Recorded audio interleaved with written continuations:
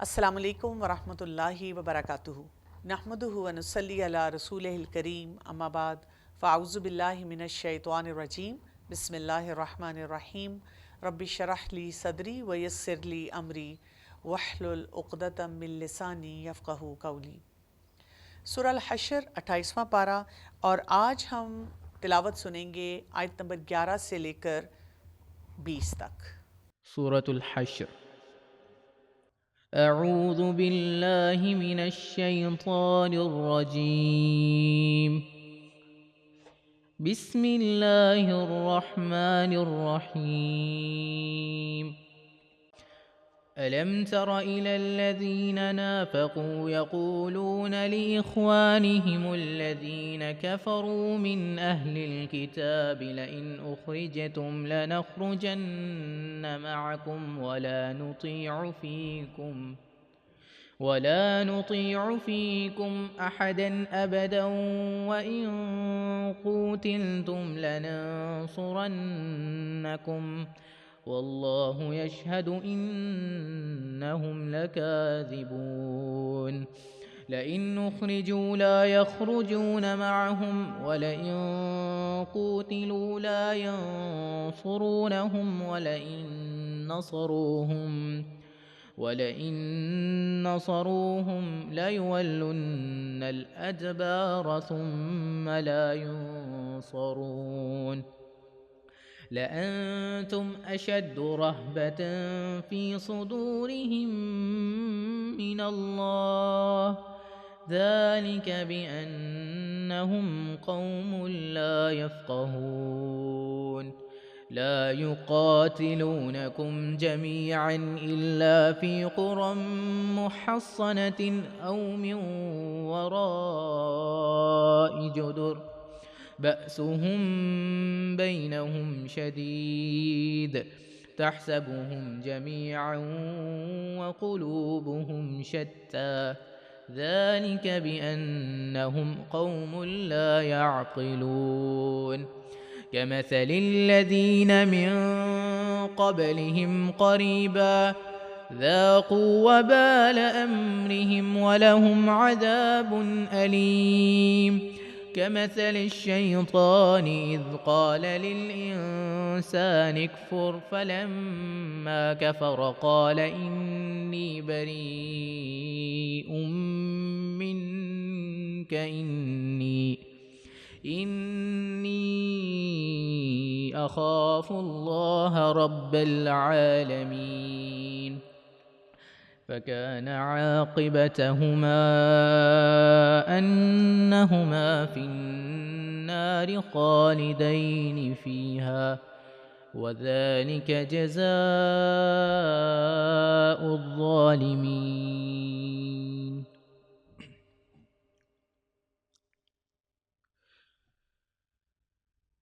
يا أيها الذين آمنوا اتقوا الله ولتنظر نفس ما قدمت لغد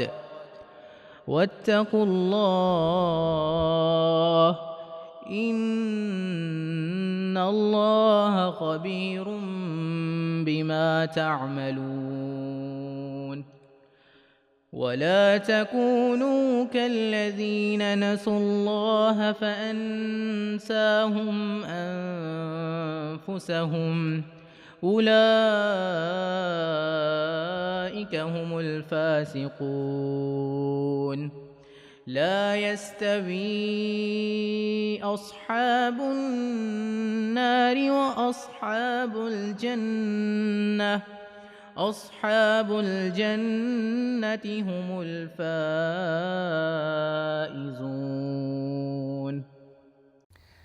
آئیے اب ان آیات کو تھوڑا سا ڈسکس کرتے ہیں اور دیکھتے ہیں کہ ہمیں ان کے بارے میں اللہ سبحانہ تعالیٰ کی طرف سے کیا رہنمائی مل رہی ہے۔ آیت نمبر 11، الم تری الی الذین نافقوا، کیا نہیں آپ نے دیکھا طرف ان کے جنہوں نے منافقت کی۔ اب یہاں پہ منافقین جو تھے ان کے کردار کے بارے میں یا ان کا جو رول تھا اس وقت، جو سینیریو کریٹ ہوا تھا، اس کے بارے میں جو بات ہے اس کی وضاحت کی جا رہی ہے۔ اور وہ کہتے ہیں اپنے بھائیوں سے جنہوں نے کفر کیا اہل کتاب میں سے، البتہ اگر نکالے گئے تم، البتہ ہم ضرور نکلیں گے ساتھ تمہارے، اور نہ ہم اطاعت کریں گے تمہارے معاملے میں کسی ایک کی کبھی بھی، اور اگر جنگ کی گئی تم سے البتہ ہم ضرور مدد کریں گے تمہاری، واللہ یشہد انہم لکاذبون، اور اللہ وہ گواہی دیتا ہے بے شک وہ البتہ جھوٹے ہیں۔ اگر ہم اس صورت کا جو سیکوینس آ رہا ہے اس کو دیکھیں تو اللہ سبحانہ وتعالیٰ بہت ٹرانسپیرنسی سے جو بھی کردار ہیں ان کے جو بھی بیہیویئرز ہیں، جس طرح سے وہ معاملات کر رہے ہیں، ان کو کھول کھول کر بیان کر رہے ہیں۔ اور یہاں پر ہم دیکھ سکتے ہیں کہ جہاں پر بھی تقویٰ کے معیار میں گڑبڑ ہے، اللہ تعالیٰ کے ساتھ جو تعلق ہے اس میں مضبوطی نہیں ہے، وہاں پر اللہ تعالیٰ کے تعلق میں خرابیاں ہیں، تو پھر کیا ہو رہا ہے؟ لوگ بہت سے کام غلط کر رہے ہیں، وہ کام جو کرنے چاہیے وہ نہیں کر رہے۔ تو یہاں پر اگر ہم دیکھیں عبداللہ بن ابی اور اس کا جو ٹولہ تھا اس کا ذکر آ رہا ہے، اور ہمیں کیا پتہ چل رہا ہے کہ اگر تھوڑا سا دوبارہ اس بیک گراؤنڈ کو دیکھ لیں کہ جب آپ صلی اللہ علیہ وآلہ وسلم نے یہودیوں کو گھیر لیا اور ان کے سردار جو تھے ان کو کہا گیا کہ وہ اپنے ہتھیار ڈال دیں، اور ظاہر ہے وہ کافی ڈی موٹیویٹڈ تھے اور شاید وہ اس وقت فوراً ہی کر لیتے، لیکن عبداللہ بن ابی اور ان کے جو ساتھی تھے انہوں نے کیا کیا کہ ان کو وہاں پہ بیک اپ کرنا شروع کر دیا کہ ہم تمہارے ساتھ ہیں، ہم آ کے لڑیں گے، تم لوگوں کو وہ کیسے نکال سکتے ہیں، اور انہوں نے بڑے بڑے ٹال کلیمز کیے، بڑے بڑے دعوے کیے، اور انہوں نے کہا کہ تم لوگ ڈٹے رہو اور دیکھنا ہم تمہاری مدد کے لیے آئیں گے۔ اور وہاں پہ سینیریو یہ کریٹ ہو گیا کہ یہود نے پھر یہی فیصلہ کیا کہ ٹھیک ہے ہم اپنے وہاں پہ جو قلعے ہیں، اپنے گھر ہیں، وہاں پہ موجود رہتے ہیں، اور ان کو یہ زوم تھا کہ شاید عبداللہ بن ابی اور اس کے جو ساتھی ہیں جو منافقین ہیں وہ ان کی مدد کے لیے آئیں گے، لیکن ایسا نہیں ہوا، اور حالات کچھ ایسے ہونا شروع ہو گئے کہ ایک عجیب قسم کا ماحول میں روب سا محسوس ہو رہا تھا مسلمانوں کا، اور اللہ سبحانہ وتعالیٰ نے آپ صلی اللہ علیہ وسلم کو کہا کہ ان کو نہ مارا جائے بلکہ ان کو ایسی مہلت دی جائے اور ایسے طریقے سے ان سے معاملہ کیا جائے کہ ان کو جلا وطن کر دیا جائے، اور جتنا ان کا سامان ساز و سامان ہے اس کو رکھ لیا جائے۔ تو یہاں پر اللہ کی گواہی کی بات ہو رہی ہے کہ وہ جھوٹے ہیں، یعنی جو کچھ بھی وہ بات کہہ رہے ہیں اس میں کوئی بھی حقیقت نہیں ہے۔ اب دیکھیں جب ہم مہاجرین اور انصار کی بات کر رہے تھے پچھلی آیات میں، تو ہمیں بتایا گیا کہ وہ سچے ہیں، ہمیں بتایا گیا کہ وہ کامیاب لوگ ہیں، فلاح پانے والے لوگ ہیں، اور یہاں پر ان کے بارے میں یہ کہا جا رہا ہے کہ یہ جھوٹے لوگ ہیں، اور جو جھوٹے لوگ ہوتے ہیں نا ان کی کسی بات کی کوئی حقیقت نہیں ہوتی، کوئی ویٹیج نہیں ہوتی، وہ آپ سے کوئی بھی وعدہ کرتے ہیں اور اس کے بعد فوراً مکر جاتے ہیں۔ اب ایسے سلسلے میں لوگ اکثر پریشان ہوتے ہیں جب جھوٹے لوگوں سے واسطہ پڑتا ہے، اور وہ یہ کہتے ہیں کہ ہم کیا کریں، یعنی ہم نے تو فیس ویلیو پہ لینا نا کسی بھی انسان کو، ہمیں تو ان کے دل کا معاملہ نہیں پتہ، دل کا حال نہیں پتہ، ہم کسی کے دل میں جا کر تو نہیں دیکھ سکتے کہ کوئی انسان کیسا ہے۔ تو بات یہ ہوتی ہے کہ یس آپ ایک چانس کسی کو دیتے ہیں، اگر کوئی آپ سے کوئی بھی معاملہ کرتا ہے محتاط طریقے سے، ظاہر ہے آپ کوئی چھان بین بھی کر لیتے ہیں، اور اس میں بھی ہمارے اوپر ایک ذمہ داری آتی ہے کہ اگر ہم سے کوئی سوال پوچھے اور ہمارا جو بھی معاملہ ہے ہم نے اس کے مطابق ہی کسی کی رہنمائی بھی کرنی ہے۔ اور اس کے بعد کیا ہوتا ہے، اگر آپ کا ایک ایکسپیرینس برا ہو جاتا ہے تو پھر ہمیں یاد رکھنا ہے کہ مومن ایک سوراخ سے دو بار نہیں ڈسا جاتا، تو ہم نے پھر آئندہ کے لیے اور زیادہ کیئرفل ہو کر انہی لوگوں سے معاملات جو ہیں اپنے دہرانے ہیں۔ آیت نمبر 12 میں آ رہا ہے، البتہ اگر وہ نکالے گئے نہیں وہ نکلیں گے ساتھ ان کے، اور البتہ اگر وہ جنگ کیے گئے تو نہیں وہ مدد کریں گے ان کی، یعنی اللہ سبحانہ وتعالیٰ نے بہت ٹرانسپیرنسی کے ساتھ ان کے دل میں جو کچھ تھا اور جو ان کے بعد میں رویوں سے نظر بھی آیا اس کو یہاں پہ ڈاکیومنٹ کر دیا، اور البتہ اگر انہوں نے مدد بھی کی ان کی، وہ البتہ ضرور پھیر لیں گے پشتیں اپنی، ثم لا ینصرون، پھر وہ نہ مدد کیے جائیں گے۔ تو کتنی ایک قسم کی آپ سوچیں کہ ہیوملیشن ہی ہوتی ہے نا، اگر آپ نے کسی کی بات سنی اور آپ کسی کے اگینسٹ گئے اور آپ نے بڑے دعوے سے وہاں پہ اپنے لیے کوئی سٹینڈ لیا اور دوسرے انسان نے اپنا وعدہ ہی نہیں پورا کیا، جو کرنے والا کام تھا وہ نہیں کیا، تو جس کو کہتے ہیں کہ نہ آپ ادھر کے رہے نہ آپ ادھر کے رہے، اور دونوں جگہ پہ آپ کی سفرنگ آئی، تو ایسے جو لوگ ہوتے ہیں وہ بہت دھوکہ دیتے ہیں۔ اسی لیے ہم دیکھتے ہیں کہ منافقین کا جو کردار ہے نا اس کو قرآن پاک میں بہت زیادہ ہائی لائٹ کیا جاتا ہے، اور ہمیں بار بار ان اے وے بتایا جاتا ہے کہ ایک تو اپنے آپ کو اس رویے سے بچانا ہے، اور جو مسلمانوں کے اندر ہی ایسے لوگ ہیں جن کو ہم بلیک شیپ کہہ سکتے ہیں، اس کی وجہ سے دین کو جتنا نقصان پہنچتا ہے اس کے بارے میں بھی ہم نے غور و فکر کرنا ہے۔ اس کے بعد آیت نمبر 13 میں اللہ سبحانہ تعالیٰ فرماتے ہیں البتہ تم زیادہ سخت ہو روب میں ان کے سینوں میں اللہ سے بڑھ کر، ذالک بِأَنَّهُمْ قَوْمٌ لَا يَفْقَهُونَ، یہ بوجہ اس کے کہ وہ ایک قوم ہے نہیں وہ سمجھتے۔ تو یہاں پہ کیا چیز ہمیں سمجھائی جا رہی ہے؟ اگر آیت نمبر 13 کو ہم دیکھتے ہیں کہ اللہ تعالیٰ یہاں پہ بتا رہے ہیں کہ کون حقدار ہے، کس سے ڈرنا چاہیے، کس کے ڈر کی وجہ سے کوئی معاملہ جو ہے ہمیں کرنا چاہیے۔ ہمیں سب سے بڑی بات یہ سمجھ آتی ہے کہ اللہ تعالیٰ کی عظمت ہمارے دل میں ہونی چاہیے،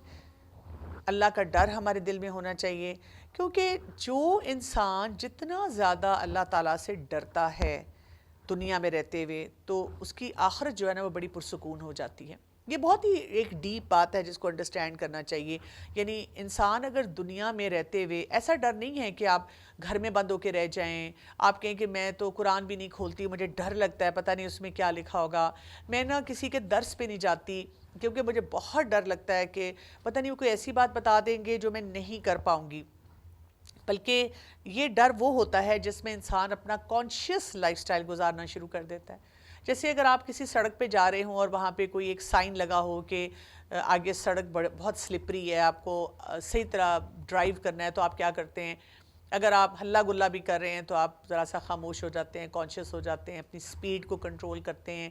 گھر والوں کو کہتے ہیں کہ بھئی اب ذرا سیریسلی بیٹھو کیونکہ یہ والا جو ایریا ہے، سڑک ہے، یہ تھوڑی سی ٹرکی ہے، تو یہاں پر محتاط طریقے سے ہم نے چلنا ہے۔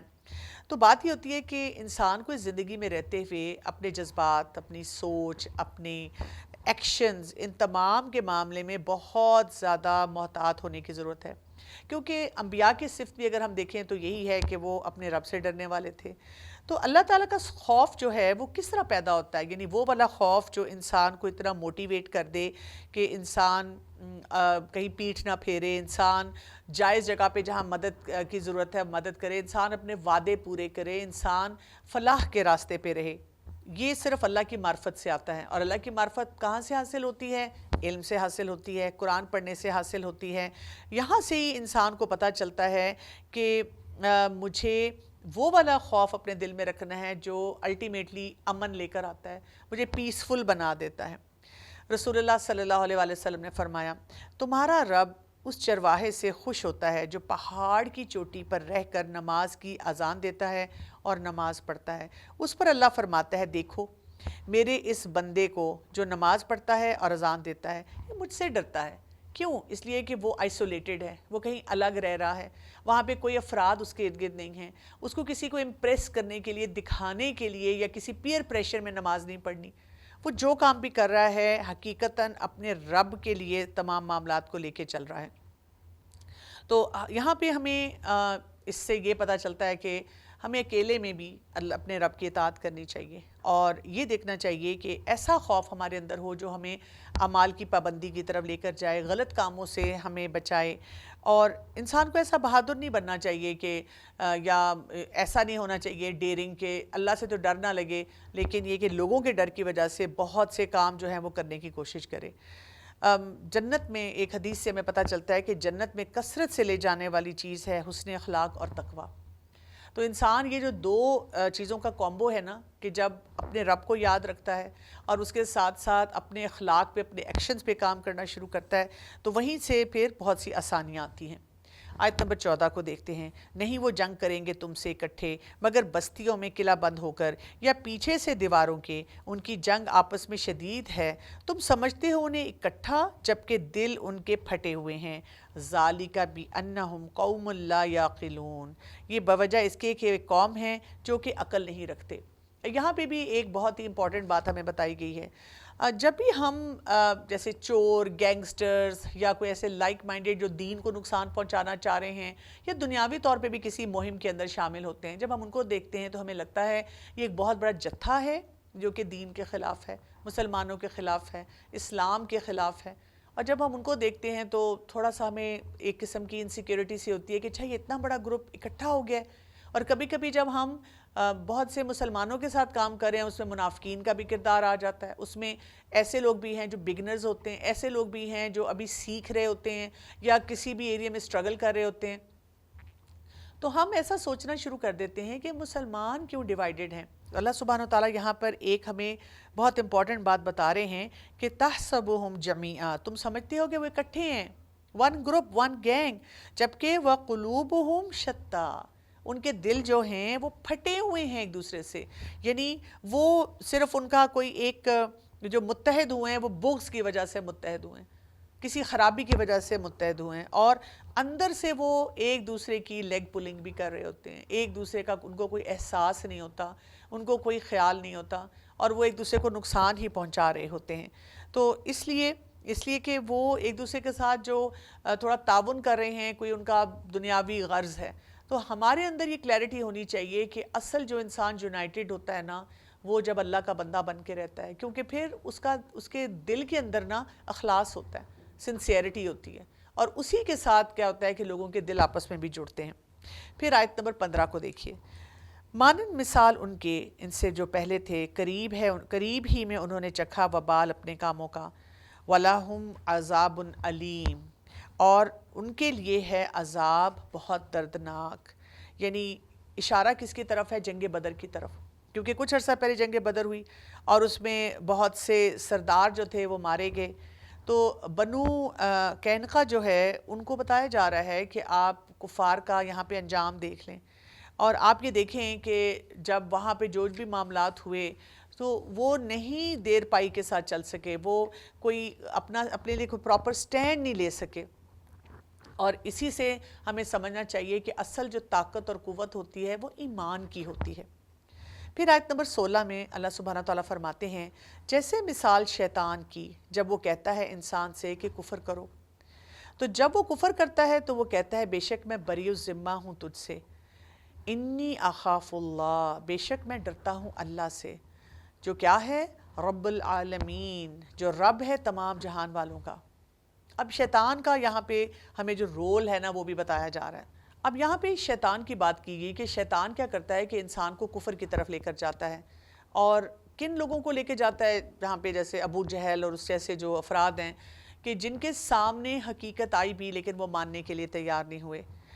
اور شیطان جو ہے وہ کہاں اللہ سے ڈرتا ہے؟ وہ کہتا ہے کہ میں اللہ سے ڈرتا ہوں، میں نے کچھ نہیں کیا، میں بری الذمہ ہوں، لیکن اصل بات کیا ہے کہ وہ لوگوں کو کفر کی طرف لے کے جاتا ہے، شرک کی طرف لے کے جاتا ہے، دھوکے میں ڈالتا ہے. اور اس سے بڑی بات کیا ہے کہ یہ سارے کام کرنے کے ساتھ ساتھ وہ اس وقت کہہ دیتا ہے کہ میرا اس میں کوئی تعلق نہیں، یعنی کہ میں نے تو ایک آئیڈیا دیا تھا، ایک سوچ دی تھی، ایک وسوسہ تھا، اس نے کیوں اس کو طول دیا، اس نے کیوں اس کے مطابق عمل کیا؟ کیا اس کو نہیں نظر آتا تھا کہ صحیح راستہ کیا ہے اور کرنے کا کام کیا ہے؟ آیت نمبر 17 میں آ رہا ہے، پس ہوا انجام ان دونوں کا کہ بے شک وہ دونوں آگ میں ہوں گے، خالدین فیہا، وہ دونوں ہمیشہ رہنے والے ہیں اس میں، وَذَالِكَ جَزَاءُ الظَّالِمِينَ، اور یہی ہے بدلہ ان ظالموں کا. تو جو لوگ بھی یعنی آپس میں اس طرح کے ساتھی ہوں گے، چاہے وہ افراد ہیں، چاہے وہ شیطانی کام کر رہے ہیں، ایک دوسرے کی بات سننے والے ہیں، لیکن بیسیکلی کام کیا ہے؟ کیونکہ ظلم میں جتنے لوگ بھی اکٹھے ہوں گے ان سب کا انجام جو ہے الٹیمیٹلی وہی ہوگا، اکٹھا ہی ہوگا. اس وقت کوئی بات ان کو فائدہ نہیں دے سکے گی، اور ہمیشہ ہمیشہ کے لیے وہ وہیں پہ رہیں گے. اب ان تمام باتوں کو سمجھنے کے بعد ہمارے پاس بہت امپورٹنٹ کچھ لیسنز آ رہے ہیں، کچھ ایسی آیات آ رہی ہیں جن کی لرننگ جو ہے ہمارے لیے بہت امپورٹنٹ ہے. آیت نمبر 18 کو دیکھیے، یا ایھا الذین آمنو، اے لوگو جو ایمان لائے ہو، اتقوا اللہ، اللہ کا تقوی اختیار کرو، ولتنظر نفس ما قدمت لغد، اور ضرور دیکھیے ہر نفس جو اس نے آگے بھیجا کل کے لیے، واتقوا اللہ، اور اللہ کا تقوی اختیار کرو، ان اللہ خبیر بما تعملون، بے شک اللہ خوب باخبر ہے اس سے جو تم عمل کرتے ہو. تو خطاب جو ہے وہ ایمان والوں کو ہے، اور اس آیت میں ہم دیکھتے ہیں کہ 2 مرتبہ تقوی کی بات کی گئی ہے. کیوں؟ اس لیے کہ تقوی جو ہے نا ہمارے اندر کچھ ایسا مزاج پیدا کرتا ہے کہ ہم ظاہر میں بھی اور باطن میں بھی، سامنے بھی لوگوں کے، اور جب ہم پوشیدہ ہوتے ہیں، سیکریسی میں ہوتے ہیں، اکیلے ہوتے ہیں، ان تمام معاملات میں ہم اللہ سے ڈرتے ہیں. اور یہ جو ڈر ہوتا ہے یہ ہمیں بیسیکلی پریپیئر کرتا ہے کہ ہم نے آخرت کی تیاری جو ہے وہ کس طرح سے لے کے چلنی ہے. تو تقوی کی بات ہوئی ہے. تقوی کا مطلب ہوتا ہے بچنا. کس کس چیز سے انسان نے اپنے آپ کو بچانا ہے؟ شرک سے بچانا ہے، الحاد سے بچانا ہے، کفر، حرام سے، نافرمانی سے، معاصی سے، جو مکروہ چیزیں ہیں ان سے بچانا ہے، شک و شبہ والی چیزیں جو ہیں ان سے بچانا ہے۔ تو بات یہ ہے کہ انسان کو اپنی زندگی کو بہت ٹرانسپیرنٹ بنانا پڑے گا، بہت ایک صاف ستھری زندگی گزارنی پڑے گی، فرائض اور نوافل کی کثرت کرنی پڑے گی، نیک کاموں کا بہت زیادہ احساس کرنا پڑے گا، کیونکہ انسان کے اندر تقویٰ ہوگا تو پھر اس کو کل کی فکر ہوگی، اور کل کی فکر ہوگی تو تقویٰ جو ہے وہ آنا شروع ہو جائے گا۔ تو یہ ان ابھی ہم دیکھتے ہیں کہ ایک عام دعوت ہے جو کہ سب کو دی جا رہی ہے، کہ یہ ہم سب کو سوچنے کی ضرورت ہے کہ ہم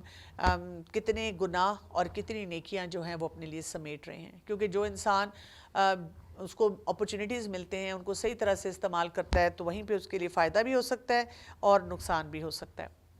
اس آیت کے لیے ہم دیکھتے ہیں کہ اس میں ایک ہمارے پاس ایک شان نزول میں ایک واقعہ آتا ہے کہ آپ صلی اللہ علیہ وسلم نے اس آیت کے ذریعے لوگوں کو صدقے کی بھی تلقین کی، اور ایک صحابی کہتے ہیں کہ ہم دن کے ایک اول حصے میں رسول اللہ صلی اللہ علیہ وسلم کے پاس آئے تو آپ کے پاس کچھ اور لوگ بھی ایسے بیٹھے تھے جن کے جسم اور پاؤں ننگے تھے، وہ بوریوں جیسا لباس پہنے ہوئے تھے یا جیسے اون کا کوئی لباس ہوتا ہے، انہوں نے تلواریں لٹکائی ہوئی تھیں، ان کے نیچے تہہ بند تھے۔ اگر لوگ ان کو دیکھتے ہی آپ صلی اللہ علیہ وسلم کے چہرے کا رنگ بدل گیا، سب سے پہلے اپنے گھر گئے اور پھر بلال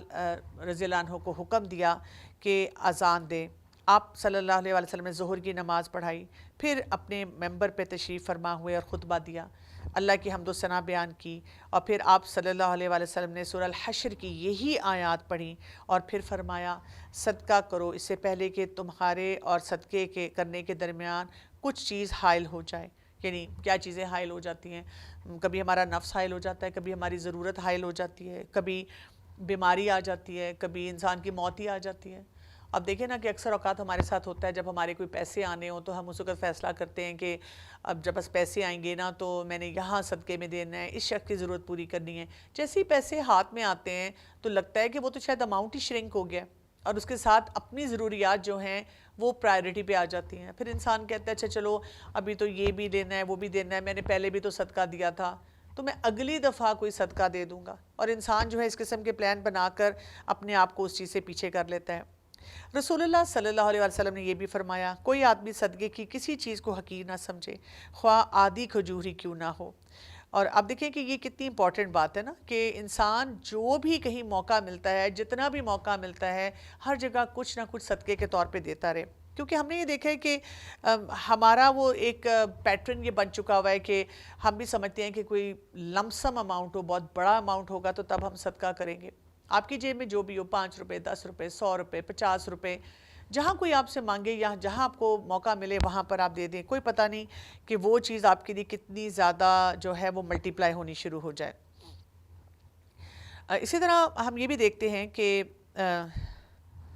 ان آیات کے بعد ہم یہ دیکھتے ہیں کہ لوگوں نے صدقات کے ڈھیر لگا دیے جس پر آپ صلی اللہ علیہ وسلم کا چہرہ دمکنے لگا، اور ہمارے پیارے نبی صلی اللہ علیہ وسلم نے فرمایا جو اسلام میں بھی طریقہ رائج کرے گا تو اس کو اس کا ثواب ملے گا، اور ان لوگوں کا ثواب بھی ملتا ہے جو اس کو دیکھ کر اس پر عمل کرتے ہیں، تو اور ان کے ثواب میں کوئی کمی نہیں کی جاتی، اور جو اسلام میں غلط طریقہ رائج کرے گا اس کا گناہ بھی اس کو ملتا ہے، اور ان لوگوں کو گناہ میں اس کو اپنا حصہ ملتا ہے، اور اس کے گناہوں میں سے کوئی بھی کمی نہیں کی جاتی۔ تو آپ دیکھیں کہ یہ بہت امپورٹنٹ بات ہے کہ ہم اپنے لیے صدقہ جاریہ پیدا کر رہے ہیں، اس کے اپرچونٹیز بڑھا رہے ہیں، یا ہم گناہ جاریہ کی طرف جا رہے ہیں۔ تو یہ بات کافی موٹیویشنل ہے اگر ہم اس آیت کو دیکھیں کہ ہم اپنی انویسٹمنٹ کس جگہ پہ کر رہے ہیں، اور اس انویسٹمنٹ کے لیے ہماری پلاننگ کس طرح سے چل رہی ہے۔ کیا ہم آخرت کے لیے یا کل کے بارے میں ہم کچھ سوچ رہے ہیں، یا ہم صرف دنیا کے اکاؤنٹس جو ہیں ان کو ہی بھرنے کے لیے اور ان کے بارے میں جو ہے بہت سارے فیصلے کر رہے ہیں۔ کیونکہ انسان جو سوچتا ہے نا پھر اس کے لیے تھوڑی سی ایفرٹ بھی کرتا ہے، تھوڑی محنت بھی کرتا ہے، اس کام کو آگے بڑھانے کی بھی کوشش کرتا ہے۔ تو ہمیں یہ دیکھنا چاہیے کہ ہماری ایسوسیشن کس طرف ہے، کیا ہم صرف دنیا کے گھر بھرنے کی کوشش کر رہے ہیں، یا ہم آخرت کے بارے میں بھی سوچ رہے ہیں؟ کیا ہم سوچتے ہیں کہ جو کچھ بھی میں بول رہی ہوں، میں کر رہی ہوں، میں سوچ رہی ہوں، کچھ بھی کسی چیز میں بھی حصہ ڈال رہی ہوں، کل کو اس کا مجھے کوئی فائدہ ہوگا؟ تو یہاں پر بیسیکلی آپ سوچیں کہ ہمیں آخرت کی سوچ اور آخرت کی فکر جو ہے نا وہ اس آیت میں دی جا رہی ہے۔ رسول اللہ صلی اللہ علیہ وسلم نے فرمایا تم جانتے ہو کہ ہمیں اللہ کی طرف لوٹنا ہے، تو جنت یا جہنم کی طرف جانا ہے وہ ایسی اقامت گاہ ہے کہ وہاں سے روانگی کوئی نہیں، اور وہ ایسی ہمیشگی ہے جس میں موت نہیں آئے گی، وہاں ایسے جسم ہوں گے جو مرنے والے نہیں ہیں، یعنی وہ ایک ٹیمپرری ابورڈ نہیں ہے جیسے دنیا میں ہم رہ رہے ہیں وقتی طور پہ، وہ پرماننٹ جگہ ہے، وہاں پہ ہم نے ہمیشہ کے لیے رہنا ہے، اور اگر ہم نے وہاں کے لیے کوئی سامان نہیں جمع کیا تو یہ وہ جگہ نہیں ہے جہاں پہ ہم واپس جا سکیں، کیونکہ دنیا میں کیا ہوتا ہے، دنیا میں ہم کوئی غلطی کرتے ہیں تو پھر ہم کوئی معافی مانگتے ہیں، معافی تلافی ہوتی ہے، پھر ہم کہتے ہیں چلو I will use that opportunity again, لیکن ہمیں یہاں پہ ایک مینٹل کلیئرٹی رکھنی ہے کہ ایک دفعہ آپ آخرت میں چلے گئے پھر آپ واپس نہیں آ سکتے، جیسے کئی دفعہ ہوتا ہے نا کہ آپ نے غلطی سے اپنا کوئی پن نمبر کسی کو اگر دے دیا اور اس نے آپ کے اکاؤنٹ میں سے پیسے نکال لیے، بس وہ نکل گئے تو نکل گئے، وہ چلے گئے، اب آپ اس کو نہیں پکڑ سکتے، ہاں آپ اس بعد والے اکاؤنٹ کو کوئی سیکیور کر سکتے ہیں، تو اسی لیے ہم نے جو نیکیاں کی بس وہ چلی گئیں، وہ نکل گئیں، اگر ہم نے کوئی اپرچونٹیز مس کر دیے تو وہ بھی چلے گئے، تو ہمیں یہاں پہ یہ سمجھ آنی چاہیے کہ دنیا جو ہے نا وہ دارالعمل ہے اور آخرت جو ہے نا وہ دارالحساب ہے، اور اسی لیے ہمیں موت آنے سے پہلے اس کی تیاری کرنی ہے، اس چیز کا ہم انتظار نہیں کر سکتے کہ ابھی I am too young, I am too busy, ابھی یہ فلاں چیز ہے، ابھی یہ کام کرنا ہے، جیسے ایون حج عمرہ کرنے کے لیے بھی لوگ یہ کہتے رہتے ہیں ذرا بچے بڑے ہو جائیں، ان کی شادیاں ہو جائیں، اپنی ذمہ داریوں سے فارغ ہو جائیں پھر ہم کریں گے، اس چیز کی کیا گارنٹی ہے؟ اگر اللہ نے آپ کو صاحب استطاعت رکھا ہوا ہے اور آپ جا سکتے ہیں تو آپ دنیا کے ورلڈ ٹور پہ بھی جا رہے ہیں اور کام بھی کر رہے ہیں، تو اس کے بارے میں سوچنا بھی بہت زیادہ ضروری ہے۔ ایک واقعہ میں سیرت سے ملتا ہے کہ آپ صلی اللہ علیہ وسلم کہیں سے گزر رہے تھے اور وہاں آپ نے دیکھا کچھ لوگ اکٹھے ہوئے تھے، تو آپ صلی اللہ علیہ وسلم نے جب ان سے پوچھا کہ یہ لوگ کیوں اکٹھے ہوئے ہیں، پتہ چلا کہ وہ ایک قبر کھود رہے ہیں، آپ صلی اللہ علیہ وسلم گھبرا گئے اور تیزی سے آگے بڑھے اور اس قبر کے قریب پہنچے، پھر جھک کر اس کو دیکھا، ایک صحابی کہتے ہیں کہ انہوں نے دیکھا کہ رسول اللہ صلی اللہ علیہ وسلم وہاں پہ رو رہے ہیں، یہاں تک کہ آپ کے آنسوں سے مٹی تک گیلی ہوگی، اور جب سب لوگ متوجہ ہوئے تو ہمارے پیارے نبی صلی اللہ علیہ وسلم نے فرمایا، اے میرے بھائیوں، اس جیسے دن کی تیاری کر لو،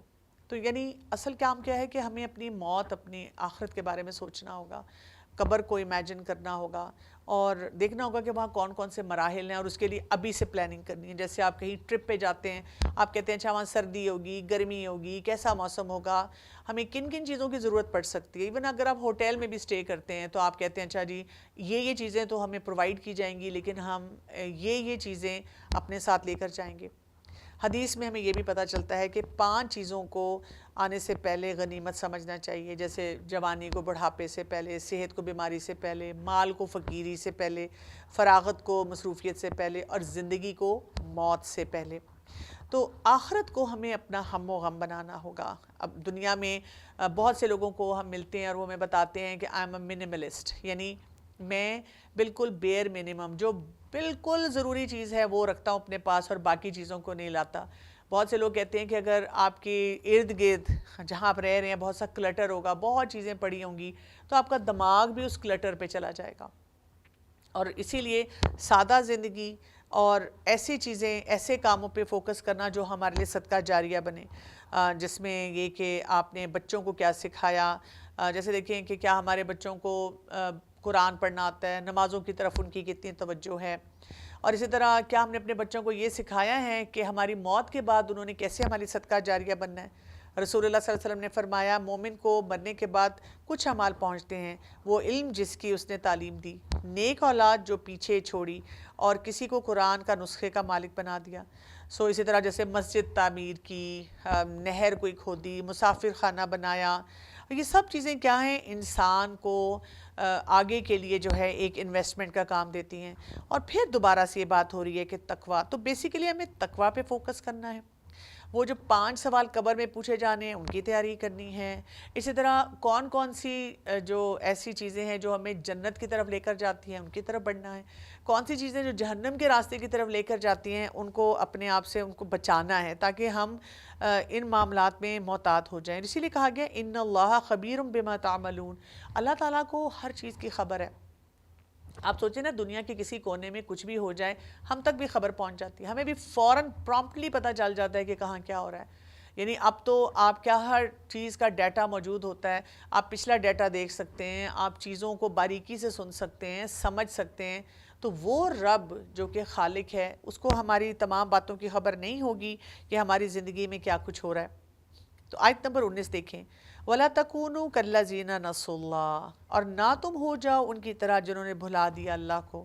فَأَنسَاهُمْ أَنفُسَهُمْ، تو اس نے بھلوا دیا انہیں ان کے نفس، اولئک هم الفاسقون، یہی لوگ ہیں جو کہ فاسق ہیں۔ تو یہاں پر اب آپ دیکھیں ایک اور امپورٹنٹ بات ہمیں بتائی جا رہی ہے، یعنی جو انسان آگے کی تیاری نہیں کرتا، جو تقویٰ کے بارے میں نہیں سوچتا، اور وہ جو پیچھے پورا واقعہ آیا ہے جس میں ہم مہاجر دیکھ رہے ہیں، انصار دیکھ رہے ہیں، منافق دیکھ رہے ہیں، یہود دیکھ رہے ہیں، اس میں بھی ہمیں یہ بیہیویئر سارے نظر آ رہے ہیں کہ کون کس سوچ کے ساتھ اپنے فیصلے کر رہا ہے، اپنے معاملات کر رہا ہے، اور وہاں پہ بھی ہمیں نظر آ رہا ہے کہ کیسے اللہ کا دین غالب رہا۔ تو اللہ کو بھولنا جو ہے وہ کیا ہے؟ جب ہم لوگوں کو کاپی کرنا شروع کر دیتے ہیں، اور نفس کیا ہے؟ یہ ہماری اپنی ذات ہے، اپنی جان ہے، اس میں ہم کس طرح معاملات کرتے ہیں۔ اور اللہ کو بھولنے میں بہت لمبی چیک لسٹ ہمارے پاس آتی ہے، جیسے اگر ہم اپنے اعمال ہی نہیں وہ کرتے، جیسے نماز ہی نہیں پڑھتے، اب گزر رہے ہیں کہیں سے، حی علی الفلاح، حی علی الصلاح کی آوازیں آ رہی ہیں، آپ کو یاد ہی نہیں آتا کہ اس وقت مجھے اپنے رب کے سامنے جھکنے کی ضرورت ہے۔ اسی طرح آپ دیکھیں کہ آپ اپنا مال جو ہے وہ غلط جگہ پہ لگا رہے ہیں تو آپ اللہ کو بھول رہے ہیں، یا یہ کہ آپ اپنا وقت جو ہے وہ غلط چیزوں میں استعمال کر رہے ہیں، آپ اپنی انرجیز فضول چیزوں پہ لگا رہے ہیں، وہ معاملات جہاں پہ کیٹیگوریکلی ہمیں بتایا گیا ہے کہ آپ کو عذاب ملنے والا ہے، اس راستے پہ نہیں جانا، ہم بھول جاتے ہیں اور ہم آرام سے ان راستوں پہ جا رہے ہیں، بلکہ بڑے مزے سے جا رہے ہیں، بڑے ڈیرنگ ہیں، بڑے فخر سے لوگوں کو بتاتے ہیں کہ ہم کون کون سے کام کر رہے ہیں۔ تو یہ تمام معاملات کیا ہیں؟ انسان کو اللہ کو بھلانے والے کی طرف لے جاتے ہیں۔ تو ایک فارمولہ یاد رکھ لیں، خود فراموشی از ایکول ٹو اللہ فراموشی۔ آپ نے اگر اللہ کو بھولا تو آپ اپنے آپ کو بھولنا شروع ہو جائیں گے، آپ اپنی ذات کے لیے کوئی اچھا فیصلہ نہیں کریں گے، آپ بہت سارے بلنڈرز کرنا شروع کریں گے، کیونکہ آپ اللہ کے احکامات کو چھوڑ رہے ہیں، اللہ کا حق چھوڑ رہے ہیں، اللہ کا شکر ادا نہیں کرے، اللہ کی تعظیم عزت جس طرح کرنی چاہیے وہ نہیں کرے،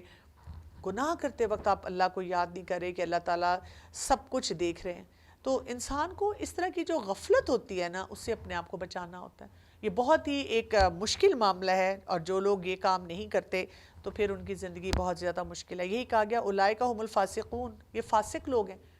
فسق کیا ہوتا ہے؟ آپ کو ایک کلیئر کٹ باؤنڈری دے دی گئی، آپ کو بتا دیا گیا کہ یہ باؤنڈری ہے، سے باہر نہیں جانا، لیکن آپ زور لگا لگا کر وہاں سے باہر نکلتے ہیں، آپ کہتے ہیں ڈزنٹ میٹر، کوئی فرق نہیں پڑتا۔ اللہ سبحانہ وتعالیٰ ہمیں ایسے طریقوں سے بچا کے رکھے۔ اب آیت نمبر 20 کو دیکھیے، نہیں برابر ہو سکتے ساتھی آگ کے اور ساتھی جنت کے، اصحاب الجنہ، ساتھی جنت کے، ہم الفائزون، وہی لوگ ہیں جو کہ کامیاب ہونے والے ہیں۔ اب یہاں پہ ایک ہمیں ٹرانسپیرنٹ سسٹم بتایا جا رہا ہے، کیا یہ دو زندگیاں بالکل برابر ہو سکتی ہیں؟ جبکہ ان کی زندگی مختلف گزر رہی ہے، وہ فیصلے مختلف کر رہے ہیں، ہاؤ از اٹ پاسبل کہ ان کا انجام جو ہے وہ مختلف نہ ہو؟ یعنی کچھ لوگ ہیں جو کہ جنت کی نعمتوں کی طرف جانے والے ہیں، وہ جنت میں جانے والے کام کر رہے ہیں، اور کچھ لوگ ہیں جو جہنم والے کام کر رہے ہیں، انہوں نے لوگوں کی زندگی بھی جہنم بنائی ہوئی ہے، اپنی زندگی بھی جہنم بنائی ہوئی ہے۔ تو جنتی لوگ اللہ کے دوست ہیں، اور جہنمی لوگ جو ہیں وہ اللہ کے دشمن ہیں۔ کچھ مہاجرین ہیں، کچھ انصار ہیں، یہود ہیں، اہل کتاب ہیں، اس کے ساتھ ساتھ کچھ منافقین ہیں، تو کیا ان کی اطاعت میں فرق نہیں نظر آتا ہمیں؟ تو جب ان کے دنیا کے معاملات میں ہمیں فرق نظر آتا ہے تو لاجیکلی آپ مجھے بتا دیں کہ کیسے ہو سکتا ہے کہ یہ سب ایک ہی کام کر رہے ہوں؟ اور فائزون کی جہاں بات کی گئی تو یہ کون سی کامیابی ہوتی ہے؟ یہ وہ کامیابی ہوتی ہے جب انسان اپنے آپ کو جہنم کی آگ سے بچا لیتا ہے۔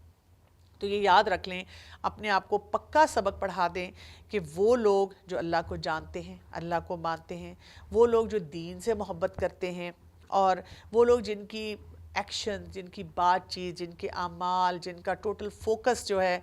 وہ آخرت میں اللہ کو راضی کرنا ہوتا ہے نا، ان کی ڈیسٹینیشن ایک اور ہے۔ اور اس کے اپوزٹ کرنے والے جو لوگ ہوتے ہیں ان کی ڈیسٹینیشن کچھ اور ہے، جس نے راستہ ہی چوز کر لیا ہے کہ میں جہنم کی طرف جا رہا ہوں، اور ایک شخص نے راستہ کلیئرٹی سے چنا ہوا ہے کہ مجھے تو جنت کی طرف جانا ہے۔ یہ ایک جیسے کیسے ہو سکتے ہیں؟ ایک اندھا ہے اور ایک بصیرت رکھتا ہے۔ عمر رضی اللہ عنہ کے بارے میں آتا ہے کہ وہ دعا کیا کرتے تھے، اللہم توفنی مع الابرار، اے اللہ مجھے نیک لوگوں کے ساتھ وفات دینا، برے لوگوں میں باقی نہ چھوڑنا، اور مجھے اچھے لوگوں سے ملانا۔ تو بات کیا ہے کہ دنیا میں رہتے ہوئے ہمیں کن لوگوں کو